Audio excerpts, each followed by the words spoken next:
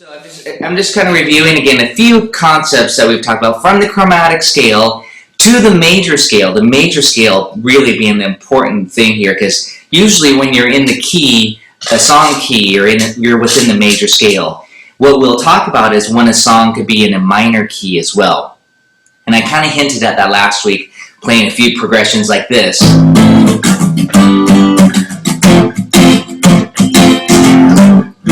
The song can kind of be focused around, and I said the 6th degree, the relative minor is what I called that. If you didn't catch that, that's very, very important. The 6th degree is the relative minor. And so if someone says, yeah, this is in the key of D minor, you would go over to your major scale sheet and find where 6, the 6th row column over is D, and that would be the key of F major, and that's called the relative minor. So F major would be the parent key, but D minor is the relative key to that. So again, that's how that will work.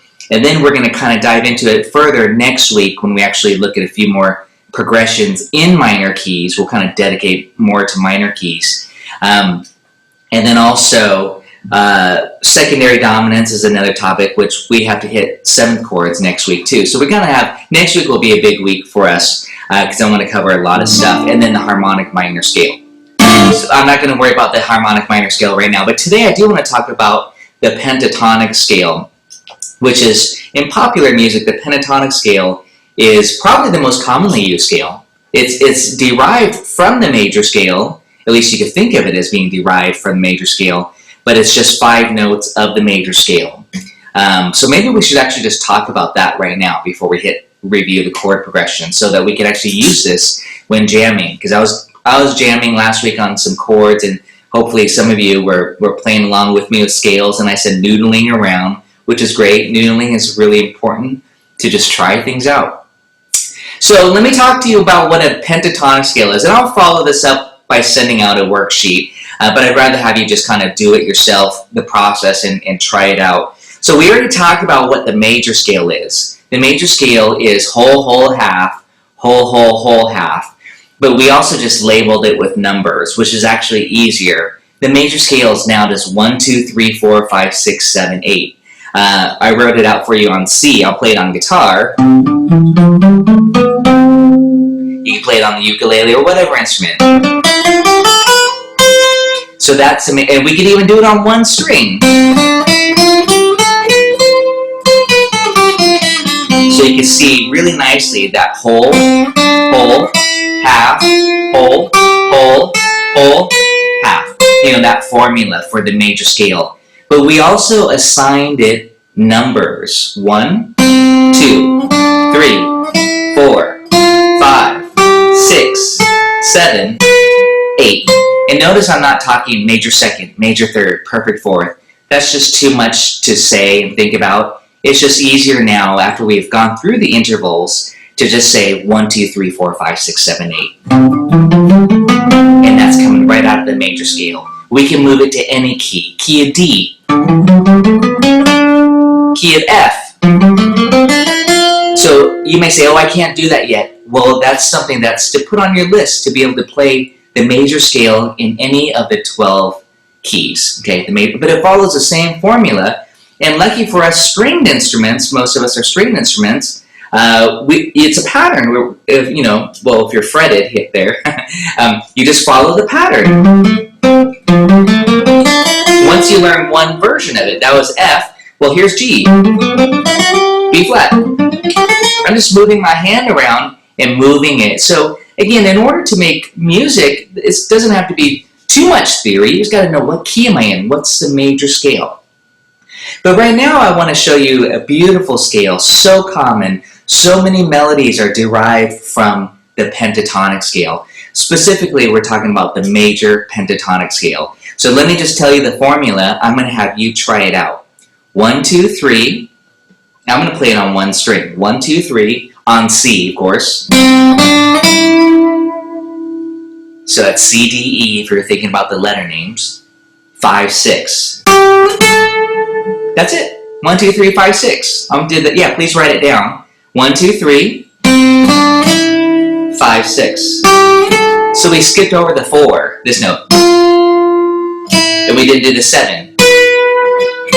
We skipped this 4 and the 7. We omitted the 4 and the 7, and we have 1, 2, 3, 5, 6. I'm going to play at this position.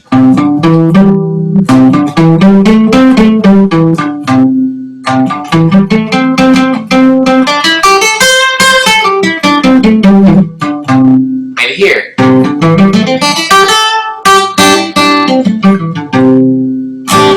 Let me let Darlene in.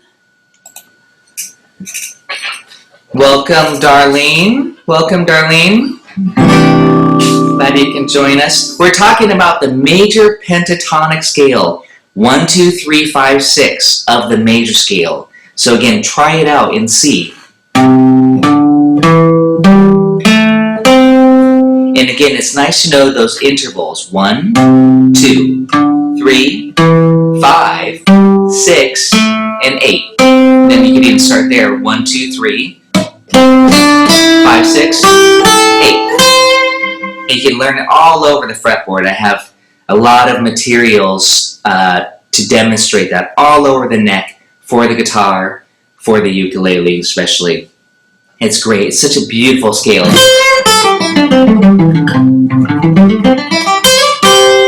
Again, you'll hear that as a lot of rock songs, a lot of folk songs will use that pentatonic scale. It sounds it just kind of floats. You're going to have to try it out in a second. It floats. It has almost like no tension because you eliminate the half steps. You eliminate the 4 and the 7. Remember, I like to sing it in solfege. Fa, mi, ti, do. Don't get me wrong, those notes are beautiful. The 4, 3, 7, 8. But by omitting those, you get this beautiful tensionless scale.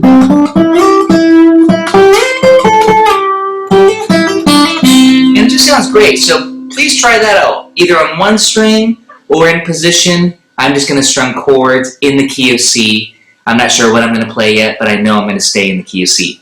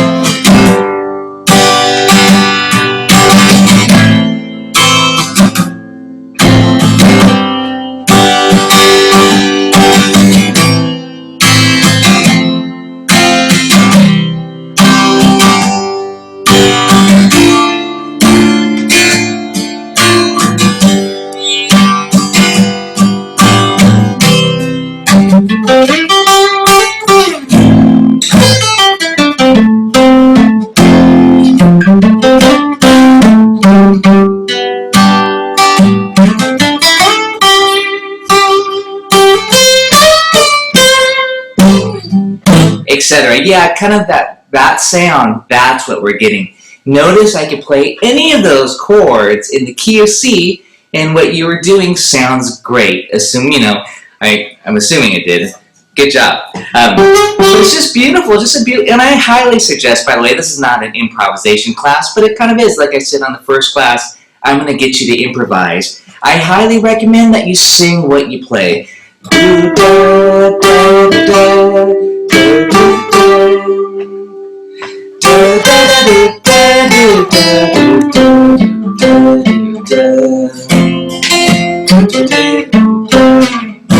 That way, again, you can really make your playing lyrical. Again, sing what you play. Of course, you might just at first noodle around and think about it, but once you start to vocalize it, then you're really starting to get connected to the music. That's so important. Okay, so don't be shy. No one can hear you except for Diane. Okay, so I've heard the blues scale is the same as a major pentatonic scale. That's a great question. Oh, sorry, you guys can't see the question. But that's a great question. The major, and this ties into, and I kind of want to, I think you asked the same question last week. Okay, so the major pentatonic is equivalent to the relative minor pentatonic. So I will say that much. C major pentatonic equals A minor pentatonic. So they're the same scale. You're just starting either on C or you start on A. They're the same 5 notes. But of course now, if you start on A, and we called A the 1, then we have a different formula. And I guess I could go into that. If you start on A, and you went A to C, that's 1, flat 3. Okay, I'm talking about those numbers again. Then A to D is 4. A to E is 5. A to G is a flat 7. And then the A, the octave. So that's the minor pentatonic formula. Again, I have this all on a worksheet with the numbers written out like I did last week for you with the chromatic scale and the major scale. But again, this is very common. So if you started on the A, in this case, key of C, A minor, the formula for minor penta, 1, flat 3, 4, 5, flat 7. And notice A is now the focus. Then 8, I went to the octave.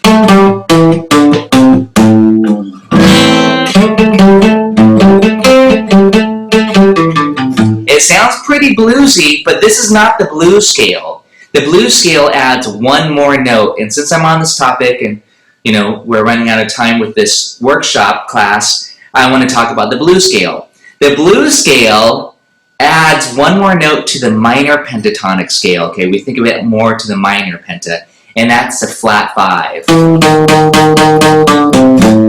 Okay, so we have 1 flat 3. If you're writing this down, but I also have a worksheet I'll send to you. 1 flat 3, 4, flat 5, 5, flat 7, 8. So what I think of it as the minor pentatonic with including the flat 5. Okay, you could call it a sharp 4. More commonly, it's called a flat 5. That's what's known as the minor blues scale. When you hear a riff like this,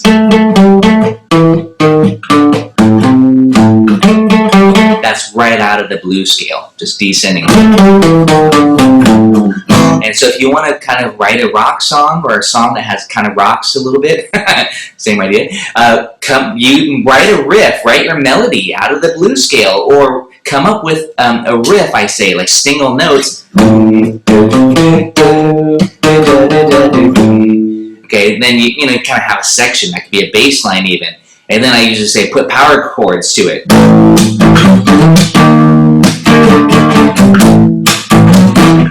And I don't think we talked about power chords yet, but I'll have to talk about that. That's more kind of just rock power chord, pop rock style. But then you can kind of thicken it up and make it sound more rockin' if you guys are into that.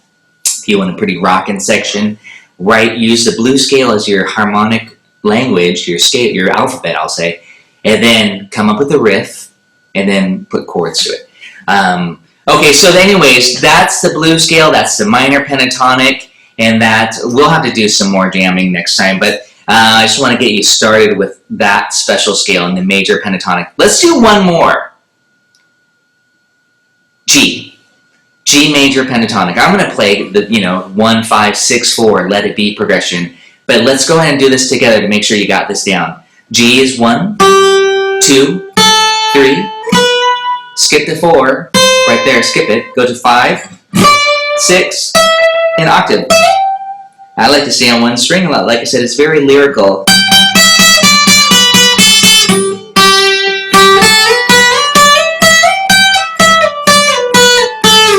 Sometimes I just like to slide around. 1, 2, 3, 4.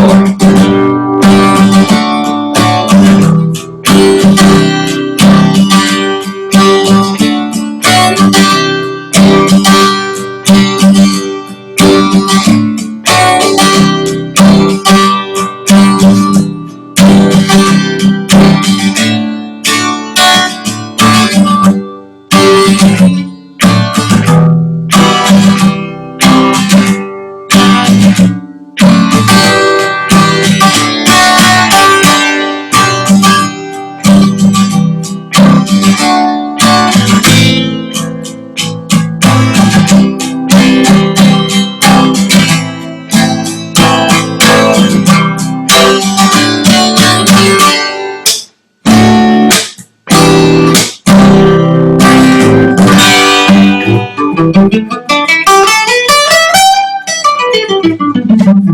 again, I'm just running up that scale and playing around with that. So who can tell me what is the minor pentatonic that would go with the major pentatonic for G major? What is the relative minor? Type it in. Who's first? Who's going to be the winner? Roger, E minor. That is correct. Good. So again, you can use your sheet if you need it, or here is the trick. You just go to the 6th degree from what you did from the major penta. If I'm going to play it like this, and there it is. That's the 6th degree. I went 1, 2, 3, 5, 6, E. So E minor. Or you can look at the sheet again and count over to the 6th degree. Another quick trick, go down 3 frets if you're a fretted instrument. 3 half steps like this. And I did a big E minor chord there. Going G, and then, so it's a minor third interval. It's always 3 frets down. To me, this is a very important trick. I'll say it a couple times. For the major key, major, I think of it as major as being happy, and it's above. Minor is being sad or down. Major's above, so you go down 3 to find the minor key. But 3 frets or 3 half steps, minor third. But if you're in a minor key, you'll know what's the relative major, just go up 3 frets, okay? So just remember, down and up. If you're wondering, what direction do I go? Okay, so anyway, so yeah, what the funny thing and the really cool thing is you can play E minor penta, or, as I mentioned, the blues scale. I'll do here. And that's E minor blues, but you can apply it, or this. Again, we'll have to do this next week when everybody has the worksheets in front of them too, if you are not used to running that scale. But I could have been playing the same exact chord progression. You go. And it sounds great. That's kind of that classic flavor, that bluesy rock flavor. Okay, so that's enough improvisation for today, but I think you definitely get the idea of the use of the pentatonic scale. And you had a chance to do it in 1 or 2 keys here. Make sure you can do it in any key. You have to know your major scale first, and then just remember it's 1, 2, 3, 5, 6. And then you can go to the 6th degree, and then you have your relative minor, and that gives you, then you can turn it into the blues scale. And there you can definitely improvise over many, many songs, and hopefully we'll get more of an opportunity to do that. And check out my other classes that I offer too if you want more improvisation, because that's what I focus a lot on. Okay, so we hit pentatonic scales. Are there any questions regarding chord progressions? I think I want you guys to be able to play some of these chord progressions that I was doing and that I mentioned last week. You could type it in. If not, I'm just going to say them right now and have you guys try it. Or actually, I should quiz you and ask you what progression it is. Dum dum dum dum dum dum dum bum bum bum bum bum.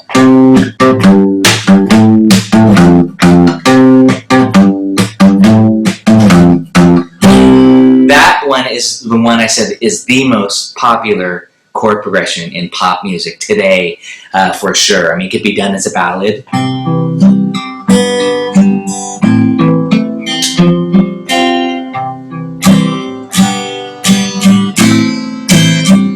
That's 1, 5, 6, 4. It could be done more in a rock style.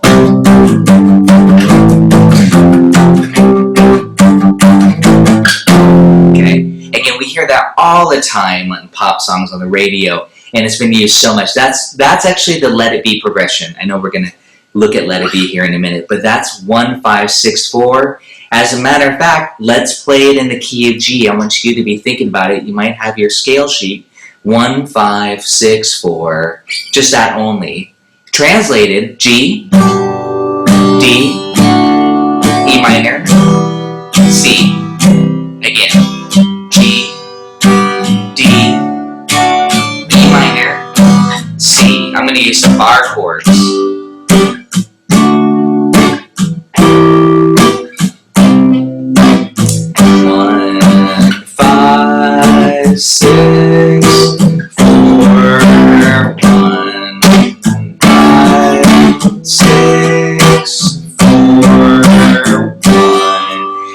of E flat. Are you ready? Let's do one measure each. One. So it's going to be one. Actually, I want you to try singing it from here. One. Here's how I like to do it. If I start there, I'm going to go below. 1, 5, 6, 4. 1, 5. And I'm not doing it for a full measure. 1, 5, 6, 4. 1, 5, 6, 4.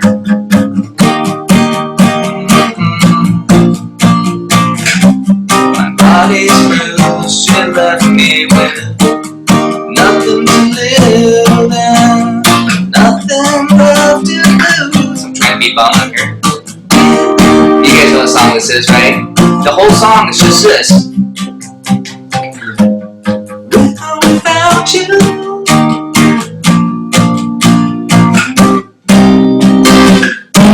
Great song. And yeah, you know, the whole song. 1, 5, 6, 4. Sometimes I'm like, oh, pop music's too simple or whatever, but it's, you can write a really great song. That's actually the trick. How do you write a great song with just 4 chords or the same repeating progression? Well, you have to really come up with a good story, I hope, but also great melody. I mean, you have to, make it interesting. You have to build it up, etc. And that also kind of, to me, bleeds into improvisation. You want to build it up. You want to tell a story, essentially. What other good song can we do? 1, 5, 6, 4. Okay, no, there's too many great songs. Actually, I mentioned John Denver, but Green Day for rock. But let's not go there for now. Let's go into a different progression. But I just wanted to kind of say 1, 5, 6, 4. But do try to sing it, whatever note you're on. Let's see, F 1, 5, 6, 4, and just try to hear that, or 1, 5. Try to sing that movement, so you get it in your head. Okay, key of A. We did this last week. I said, oh, this is a Van Morrison song. 1, 3, 4, 5. 1, 3, 4, 5. Kind of very soulful progression. So key of A, 1, 3, 4, 5. Notice I instantly went to just the bass line. 1, 3, 4, 5. That's always what I'm doing, is trying to be a bass player. If you're a uke player, you got to go higher. 1, 3. You got to know your intervals. This is again what it comes down to. 1, 3, 4, 5. You got to know. Okay, I'm starting on A, and I go A. It's 1. Then I go to my 3, the major third. Then to the 4. Then to the 5. I'm not even thinking letter names at this point. This is why, again, this is to me very practical musicianship theory, is you want to be able to do it. Paper doesn't mean anything if you can't play it, so you got to be able to just play it. And you just start on A and go 1, 2, 3. Here's my 3, 4, and 5. And I'll kind of just say this now too. Most of the popular music chord progressions, they stay within the first, 5, but often, of course, the 6. But rarely is the 7 played. And it's really easy to get the 6 by just going a whole step above the 5. So again, if you need to know where 1, 2, 3, 4, 5 are, that's like the most important stuff. And then the 6, of course, which is a relative minor, just go up a whole step from the 5th. That's a great way to find it too. So again, I'm on A here. 1, 3, 4, 5. Now here's the other thing. You need to know 1 is major. 3 is minor, 4 is major, and 5 is major. These are just triads. 1, 4. Or, I don't know what I just said. Let me say it again. 1, 3, 4, 5. 3, 4, 5. One more time. 1, 3, 4, 5. Now go to the 6. See, the 6 is a whole step above the 5th. If you're wondering, where's that 6? It's right there. Okay. So again, that's a very sweet progression. 1, 3, 4, 5. But more importantly, I'm reviewing intervals with you here. And here's Ooh, we didn't do this one last week. Let's do this one now. It's a classical progression. Well, really, it's a Baroque progression.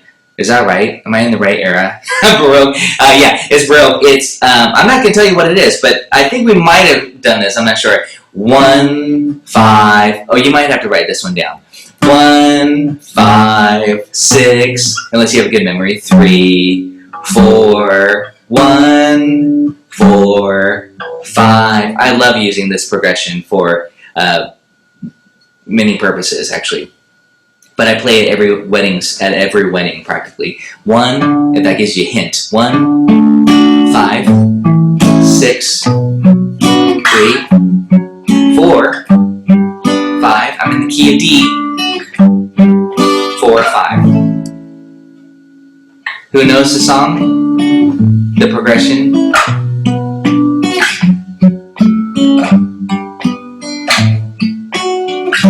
I messed that up. So it's Pachelbel's canon. In D. Canon in D. But I'm going to rock out on it. This one's longer, so try to get it. 1, 5, 6, 3, 4. 1, 4, 5. 1, 5, 6, 3, 4 to the 1, and it just repeats over and over. Over and over. Usually I'm backing up a violin and cello. Okay, so anyways, that's Pachelbel's canon. And how I like to use it for my studies when I show students is I show them how to do it up high like this.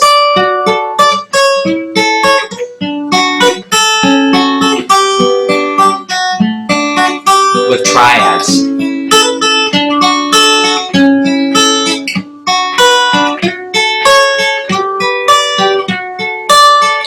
And it makes a great triad study.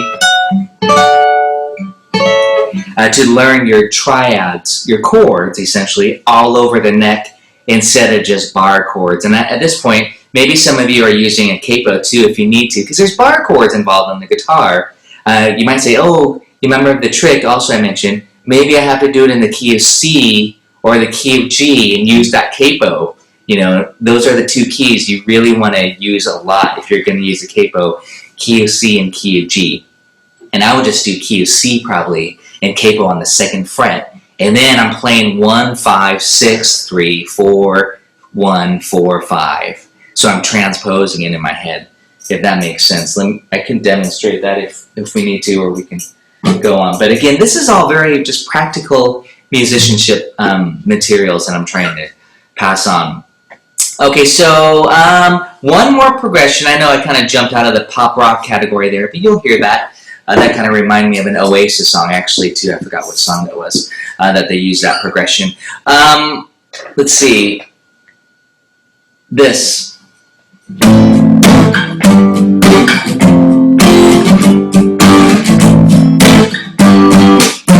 So that's really super common for a minor key song where it's in the relative minor. 6, 5, 4, 5, or some sort of combination. Last week I said the 6 is often the substitute for the 1. So if you have a song that goes 1, 4, 5, sounds like La Bamba a little bit, but here's 6, 4, 5. See how nice of a sub it is? Substitution. A minor, F, G. A minor, F, G. Now I'm going to go to C, F, G.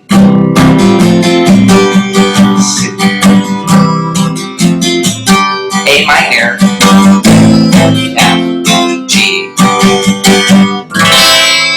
Again, that's a really, but a minor key song doesn't even need to have that major chord in there, the 1 chord, sorry, doesn't even need to have a 1 chord in order for it to be, in that minor key. The A minor, that's what I was playing, like all along the Watchtower. A minor, G, F, G. There must be some kind of way out of it.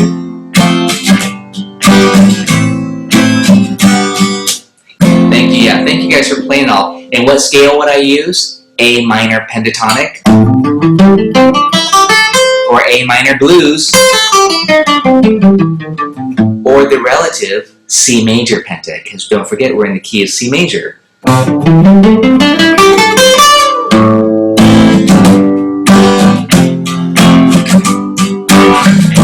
minor, G, F, G, and A minor. Yeah, sounds so good. So if you're new to improvising, these are the scales you really want to get down and really learn really well. Fingerings, and I'm going to send you a worksheet both for guitar and ukulele. I'll just send it as a separate email follow-up. Okay, so here's the next little topic. I'm kind of just hitting a few things. The next topic is I passed this out, I think on the second lesson, but I didn't talk about it, the circle of fifths. Why the circle of fifths is important. This is just going to be a pretty brief topic. C, G, D, A, E, B, C, F, B flat, E flat, A flat, D flat, and G flat there. Those are all 12 keys. If you go clockwise, it goes C, F. Do you guys have it with me? I'll say it correct with you. If you go clockwise, C, G, D, A, E, B, and then it has F sharp on the bottom down there. But if you go counterclockwise, C's on the top, and it goes C, F, B flat, E flat, A flat, D flat, G flat. They meet down there, right at the bottom, F sharp and G flat. Why is this important? Well, basically, now if you look at that and you look at your major scale sheet that you've already written out, that's the reason why I wrote it out in that order, because it's progressive. C has 0 sharps, G has 1 sharp, D has 2, A has 3 sharps, etc. It just goes right down. And then the counterclockwise is flats, your flat key. So that's one way to memorize it. C, G, D, A, B, you just memorize it really quickly, or you write it out. And then backwards again, C, F. But it's called the circle of fifths because C to G, D, A, E, those are all perfect fifths. I'll play it for you. C to G, G to D, D to A to E, and E to B. You get the idea, those are all fifths. When you hear an orchestra tune, it's you usually hear this. These are all tuning there. And they're all in tune in fifths, the cellos, violins. Okay, so that's fifth, but if the backwards of a fifth is a fourth, perfect fourth. So that's why C to F, B flat, E flat, that would be the 4th degree, the backwards interval. So if I went from G to C, that's really a 4th degree, even though C to G is a 5th. I know this is a little bit confusing because you got to know which direction you're going. There's a little rule of 9 that I'll probably talk about in a minute here too, the rule of 9. Okay, 9 being an important number. But what I want to talk about is how important this is for analysis, memorizing your keys, and also for songwriting, basically.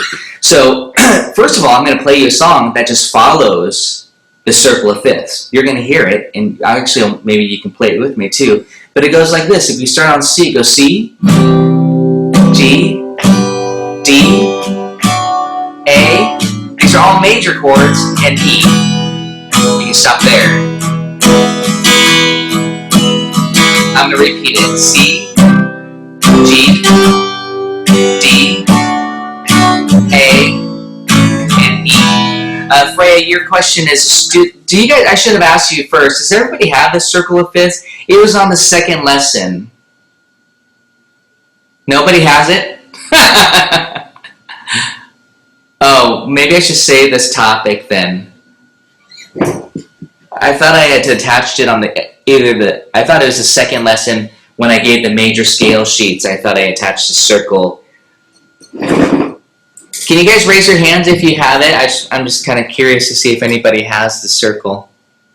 You guys got it? So it would have been on in lesson number 2, right before the lesson. But I ended up not talking about it at that time.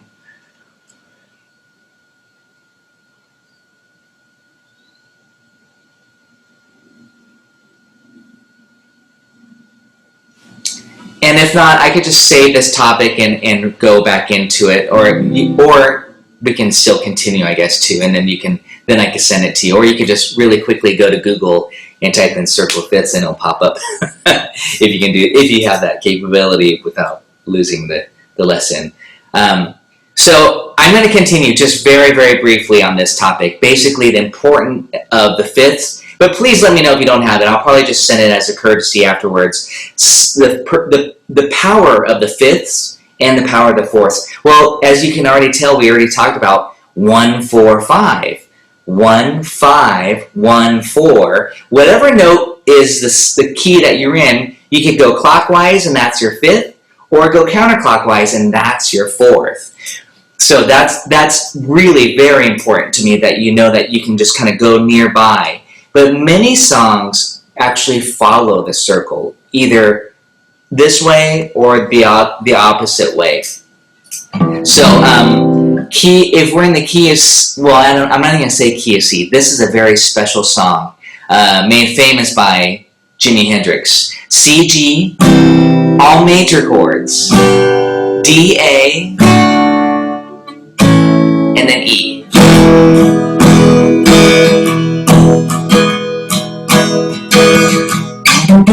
C, G, D, A, E.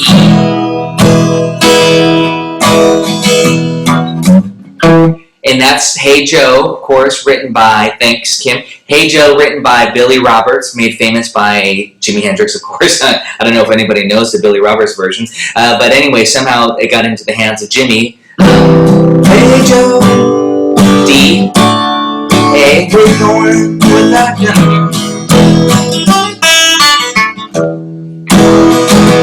So that's such an interesting progression, but it follows a circle of fifths. C, G, D, A, E. Now I'm showing it to you this way.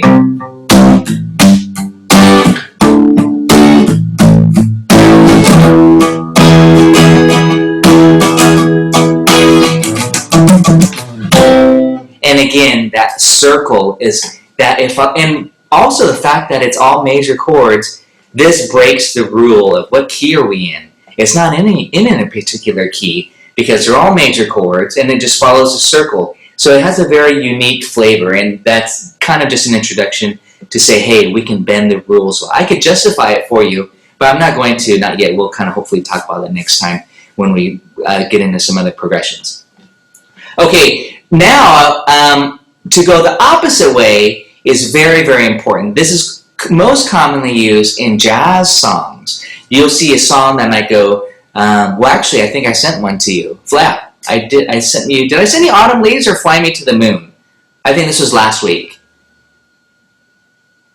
And sorry, Darlene, I saw that. Yeah, I don't think I passed it out then, unless it's in, maybe it was the attachment did get attached for the circle of fifths. I'll check it out and resend it. Did I send out Fly Me to the Moon or, oh, Fly Me to the Moon, thanks, Kim. This song.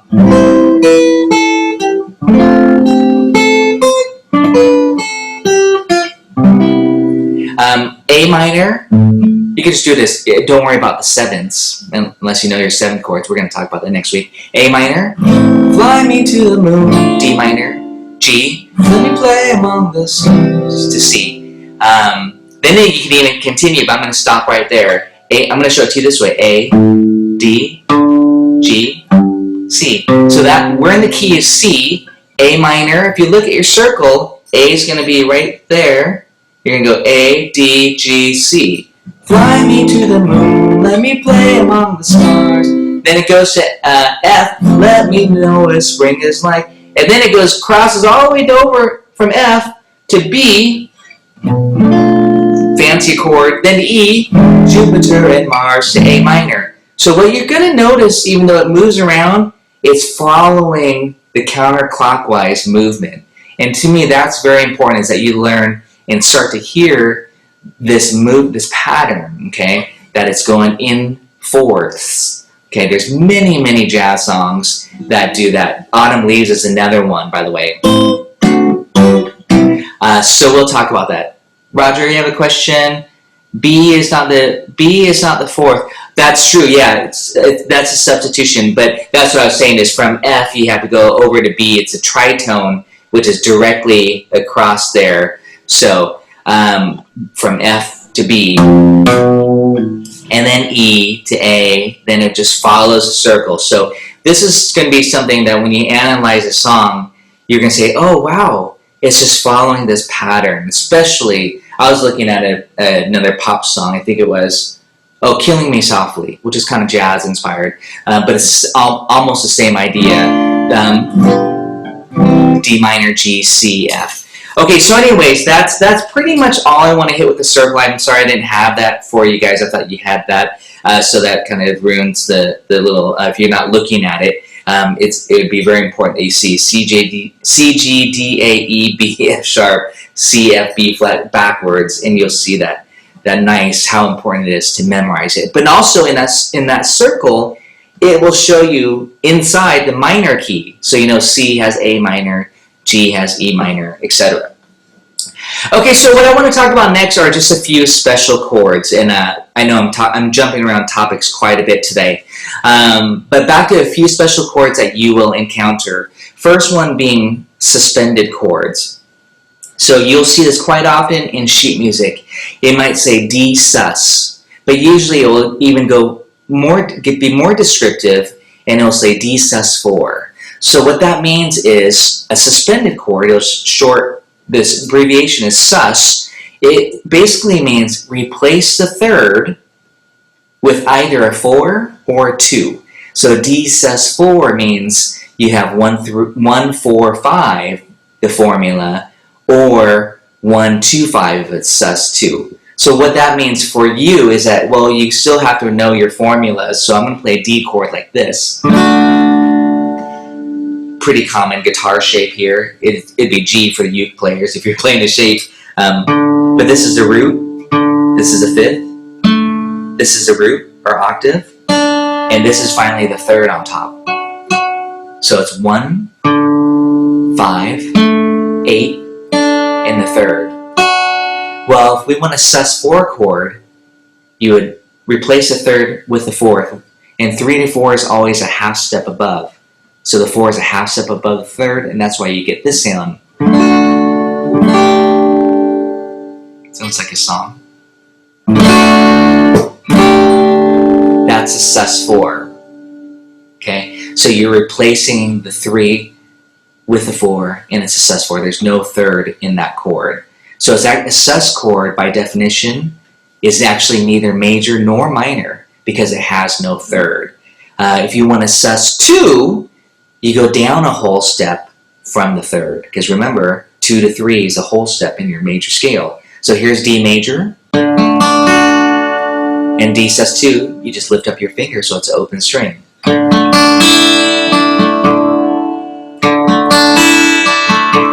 Is that major or minor? Neither. It's suspended. It's a sus2 chord. So you can have a sus4, sus2, D major. You can write riffs, you can come up with nice melodies using these colors. But the thing is, a sus4 or sus2 is neither major nor minor. I'm going to put it into a different context. I'm going to play D minor. Flatted that third, now it's minor. Now listen to that same little rhythmic or melodic motif. I still went 4, flat 3, which is minor now, 2. So the 2 and the 4 do not change. That's what's important. And then back to the flat 3 to make it minor. You might hear stuff like this.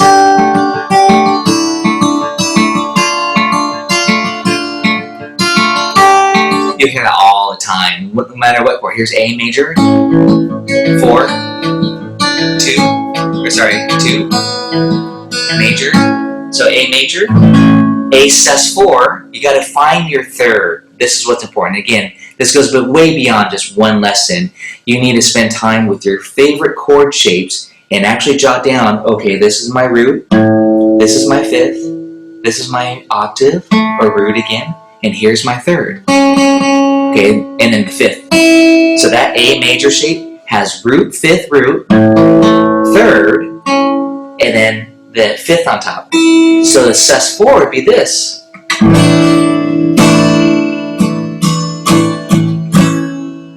Sus2. And again, you can create some really beautiful sounds just by doing that. It's great for an intro. You know, you can just do a lot of those sus chords. So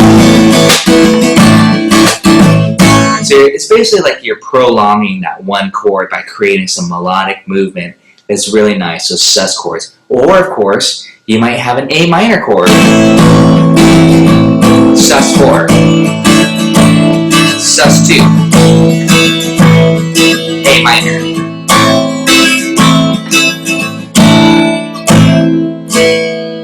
So again, for a songwriter, this is really important. This will add a lot of color.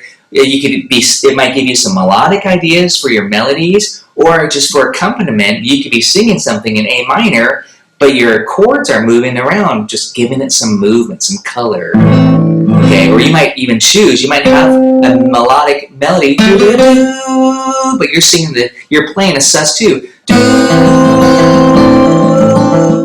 You might be singing that third and have a minor melody, but again, come up with some sus chords. This is very useful. Popular music, again, you hear this all the time.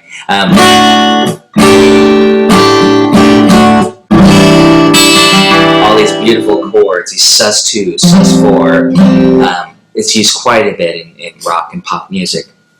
And TV, film music too. Okay, so yeah, it just gives it a lot of color. The other chord I want to talk about are added chords. And this not to be confused with sus chords, you're actually going to add a note to your triad. The triad, of course, is the building block 1, 3, 5 if it's major. So one thing that's really common is to do an add 9 chord. And in this case, I'm going to take the C chord. And here's the formula. Again, it's very important that you go, okay, this is my C, that's the 1. This is E, that's my 3. G, the 5th.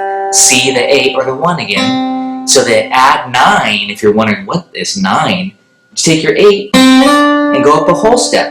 And that's an add 9. So now you get this chord. You say, oh yeah, I played that before. Or you can even finger it like this. If any of you play this song. So again, that's an example of that add 9. Or this.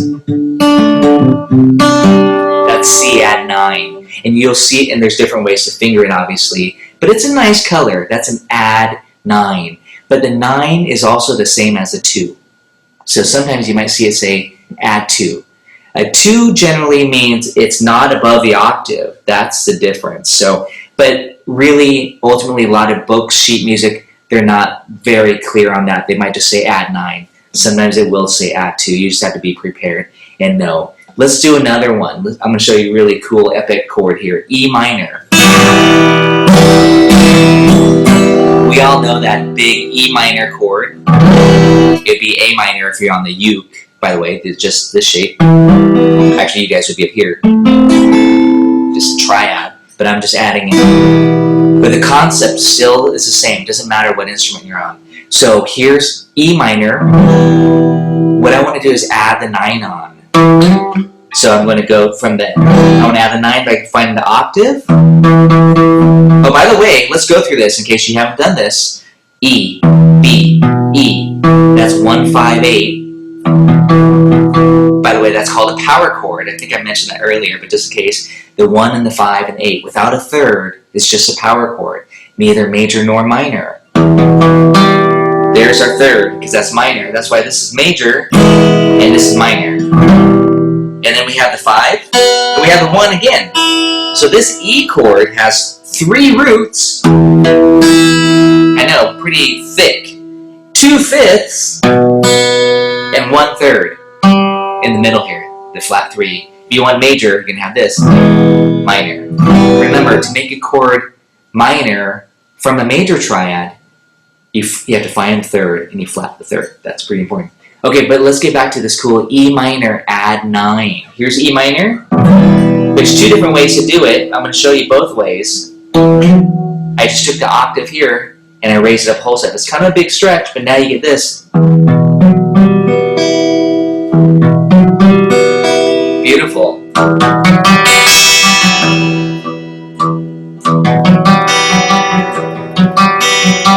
Moody, very moody, that add 9 chord.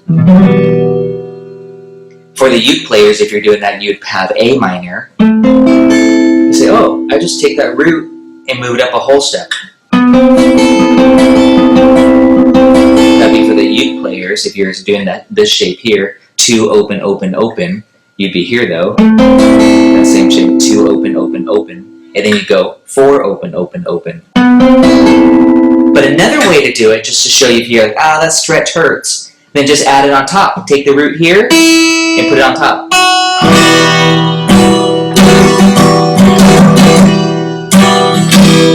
That would be an E minor, add 9. Okay, so that's just one way to do it. But again, you can come up and figure out a lot of different cool chord voicings. These are beautiful colors. Let's see, key of C, the 9 is D, yeah, up an octave. The 9 is the same as a 2, okay? Here's E major, add 9. I'm going to start off with the E major chord. And I can either add it on here, like I mentioned, this one's pretty big stretch. Or I can add it up on high end. That's much more manageable.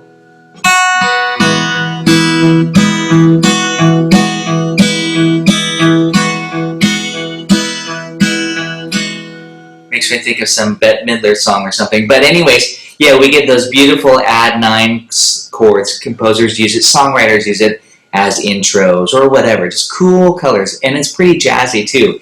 I use it quite a bit, so it sounds like this. A lot of Latin jazz, bossa nova. That's an add 9 arpeggio. Okay, I'm just breaking up the chord into single notes. It's very cool. And here's a famous rock song from the 80s.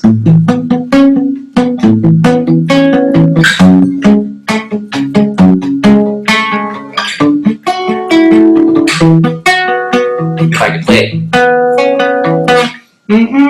You guys know the song. So that's a great progression where it's just 1, 6, 4, 5, but it's disguised with these add 9 chords. They're pretty challenging to play, but it's a beautiful riff where they're using add 9 chords. The Police are using the add 9 chords for every chord. You know, again.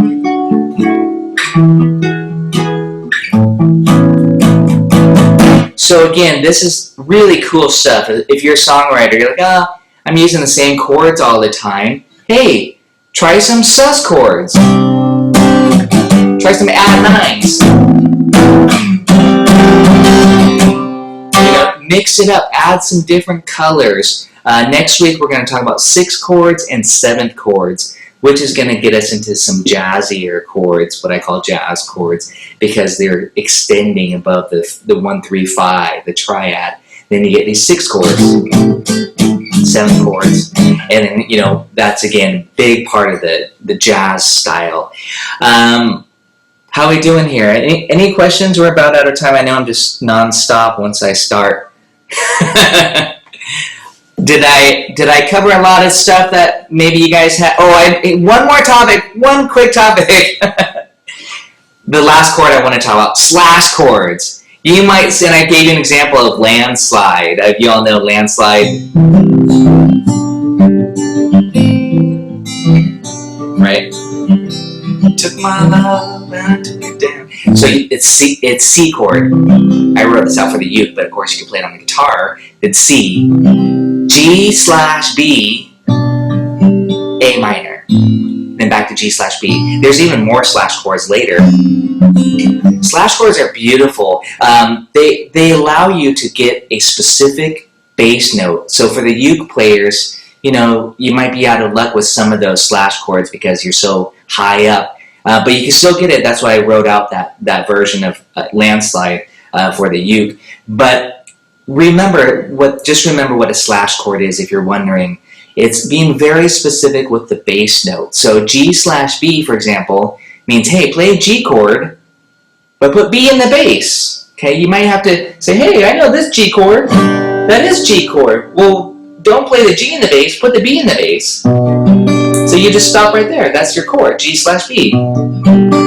So you go, okay, so I go C, G/B, A minor, back to G/B. And now you get this bass line. 2, 3, 4, 2, 3, 4, 2, 3, 4, 2, 3, 4.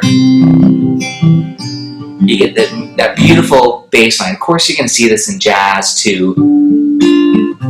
A lot of bass line movement. It might be another great song to look at is While My Guitar Gently Weeps.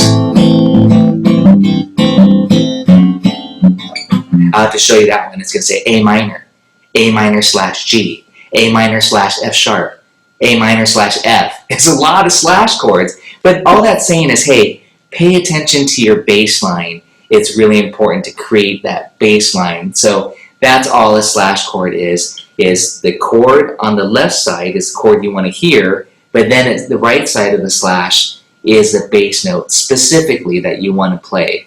And trust me, it's really a beautiful thing. Try to pay attention to that.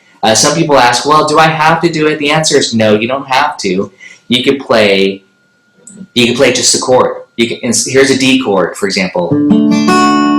And a very common chord is D/F sharp. So you would take this note and put it in the bass. And it kind of changes the color of it. This sounds very resolved, just a plain old D. But when you put a third in the bass, that's what it ends up being. The F sharp sounds like this. It doesn't feel as resolved. Usually it's used in passing.